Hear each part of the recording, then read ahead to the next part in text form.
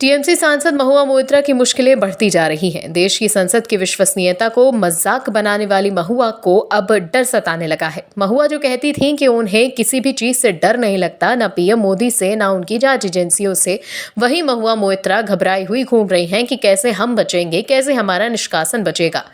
महुआ के भीतर डर ने ऐसा घर कर लिया है कि वो कुछ भी उलझुल भाषण और बयान दे रही हैं। महुआ को लगा कि वो तौलेबाजी करके बच जाएंगी, लेकिन हो गया उल्टा।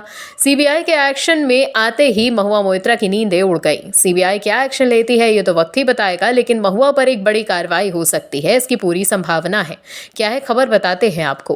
पैसे लेकर सवाल पूछने के मामले में अपने खिलाफ कार्रवाई देखकर तृणमूल कांग्रेस की लोकसभा सांसद महुआ मोइत्रा तिलमिला गई हैं। महुआ मोइत्रा ने कहा कि वो अगली लोकसभा में बड़े जनादेश के साथ वापसी करेंगी।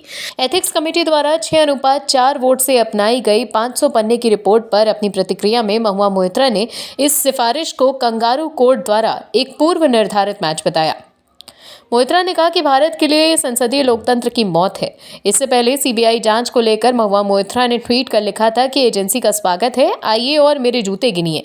आपको बता दें, महुआ मोइत्रा 2019 में पश्चिम बंगाल के कृष्णानगर निर्वाचन क्षेत्र से जीतकर पहली बार सांसद बनी थी। इससे पहले वो करीमपुर से विधायक थी।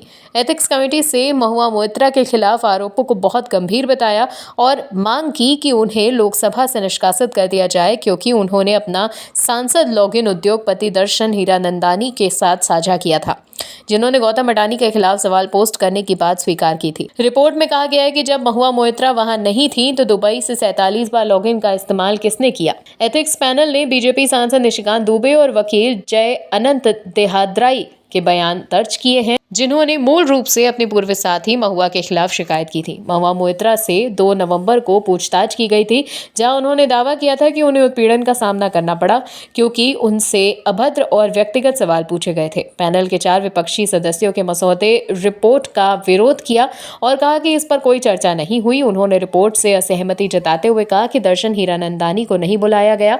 एथिक्स पैनल के अध्यक्ष विनोद सोनकर ने कहा कि वो अपनी रिपोर्ट लोकसभा अध्यक्ष ओम बिरला को सौंपेंगे।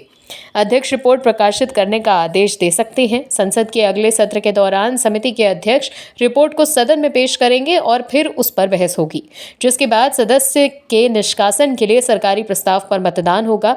तभी महुआ मोइत्रा का निष्कासन प्रभावी होगा। Bureau report OMH news. और भी वीडियोस देखने के लिए चैनल को सब्सक्राइब करें और बेल आइकन को दबाएं।